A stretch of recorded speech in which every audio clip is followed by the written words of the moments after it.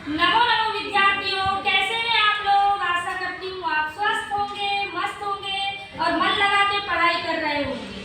आज हम आपके लिए लेके आए हैं समास प्रकरण भाग 3। इसके पहले हम आपके लिए लेके आए थे समास प्रकरण भाग 1 और समास प्रकरण भाग 2।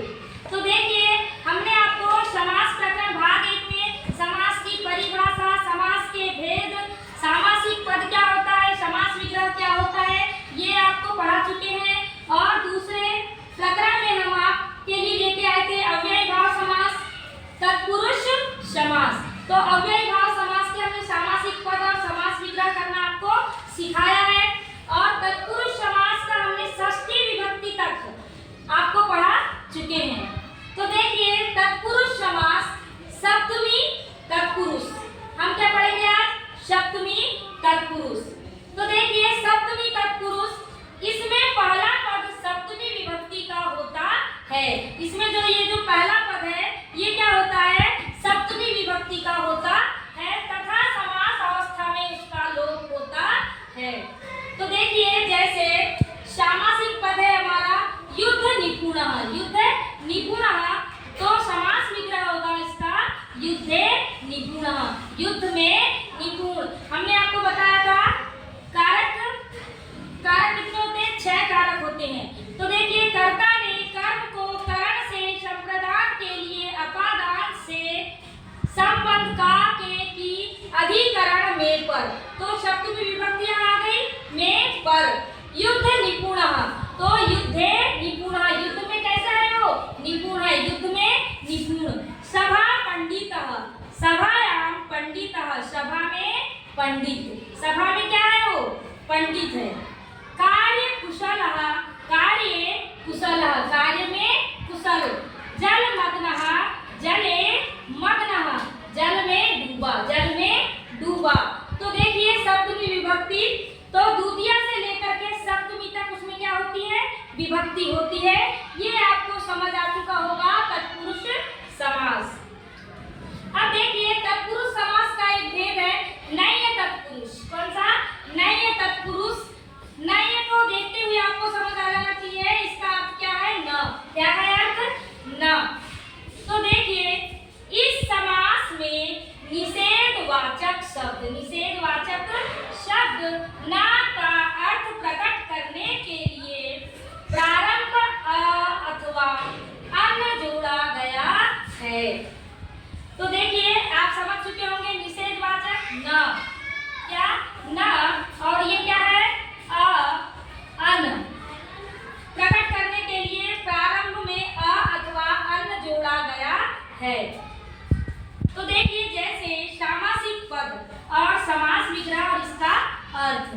तो देखिए, अकुशलः, सामासिक पद क्या है, अकुशलः, तो हमको अ के स्थान पे क्या लिखना है समास विग्रह करते समय, न कुशलः, क्या लिखेंगे, न कुशलः, जो कुशल न हो, जो कुशल न हो। तो अ के स्थान पे क्या लिखेंगे, न।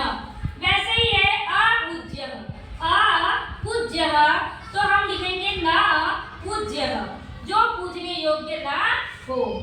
अनुपस्थित, अनुपस्थित, अनुपस्थित, तो देखिए, हमने क्या यहाँ लिखा है, अन आया है, तो न उपस्थितः, न उपस्थितः, जो उपस्थित न हो। अनादि, न आदि, जो आदि न हो।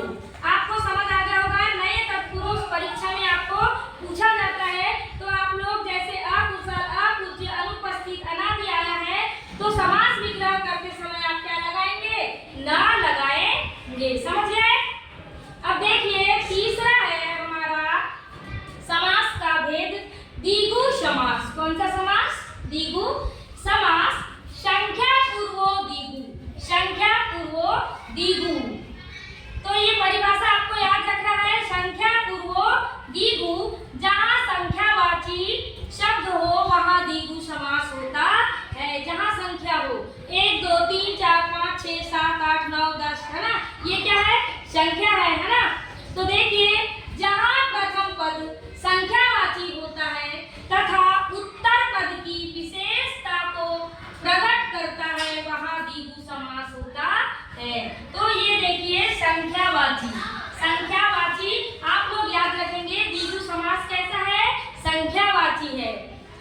तो देखिए जैसे सामासिक पद है शताब्दी, शताब्दी क्या है ये, शताब्दी। तो शतम यानी क्या होता है संस्कृत में, शतम यानी 100, शतम यानी 100।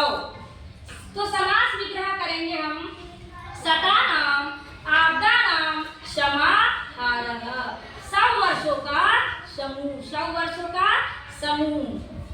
त्रिलोकी, त्रि आ गया, त्रि यानी 3, त्रि यानी 3, त्रिलोकी। तो समास विग्रह क्या होगा, त्रयाणाम लोकानाम समाहारः, 3 लोकों का समूह। सप्तदिनम, सप्त यानी 7, सप्त यानी 7, सप्तानाम दिनानाम समाहारः, 7 दिनों का समूह। अष्टाध्यायी, अष्ट यानी 8, अष्ट यानी 8, अष्टानाम अध्यायानाम समाहारः, 8 अध्यायों का समूह। आपको समझ आ चुका होगा संख्या पूर्वो द्विगु, संख्या पूर्वो द्विगु। ठीक है, ये समास की परिभाषा आपको याद रखना है, परीक्षा में ये अक्सर पूछी जाती है और कंपटीशन एग्जाम में। ठीक है, संख्या पूर्व आ जाएगा आपको, लेकिन द्विगु नहीं आएगा। आपको राइट आंसर लगाना है द्विगु। तो ठीक है, द्विगु समास आपको समझ आ चुका होगा। अब हम चौथा नंबर है कर्मधारय समास, कर्मधारय समास। तो देखिए कर्मधारय समास की संस्कृत की परिभाषा है प्रायेण स चासो कर्मधारयः, प्रायेण स चासो कर्मधारयः। तो देखिए हिंदी में जहाँ प्रथम पद, जहाँ प्रथम पद विशेषण, विशेषण जानते होंगे आप लोग, संज्ञा या सर्वनाम की विशेषता बताने वाले पद को विशेषण कहते हैं, है ना। और विशेषण की विशेषता कौन बताता है, विशेष्य, है ना। ठीक है, तो विशेषण या उपमान होता है, जहाँ प्रथम पद विशेषण या उपमान होता है तथा दूसरा पद विशेष्य या उपमेय होता है, वहाँ कर्मधारय समास होता है। तो देखिए जैसे सामासिक पद महादेव, महादेव, तो समास विग्रह करेंगे महान चासो देवः, महान चासो देवः, महान देव का। तो देखिए महान क्या हो गया भैया, विशेषण हो गया, क्या हो गया, विशेषण हो गया महान, और देवता क्या है, विशेष्य है। तो देवता की विशेषता बता रहे हैं ना, तो महान, महान देवता कैसे है, महान है। कुराजा, कुराजा, कुत्सित राजा, कु यानी बुरा, कु यानी बुरा, और सु यानी अच्छा, सु यानी अच्छा, और कु यानी बुरा, कुत्सित राजा यानी बुरा राजा। ज्येष्ठ पुत्र, ज्येष्ठ पुत्र बड़ा पुत्र, बड़ा क्या है, विशेषण है, पुत्र क्या है, विशेष्य है, पुत्र कैसा है, बड़ा है। श्वेत कृष्ण, श्वेत यानी सफेद, कृष्ण यानी काला। तो देखिए श्वेत कृष्ण सफेद और काला, सफेद और काला। ठीक है, तो आपको कर्मधारय समास भी समझ आ गया होगा। आप लोग मेरा YouTube चैनल कविता सुरेश पवार को जरूर लाइक कीजिएगा, सब्सक्राइब कीजिएगा और शेयर कीजिएगा, बेल आइकन प्रेस कर दीजिएगा, जिससे आगे आने वाले नोटिफिकेशन आपको मिल जाएंगे। धन्यवाद।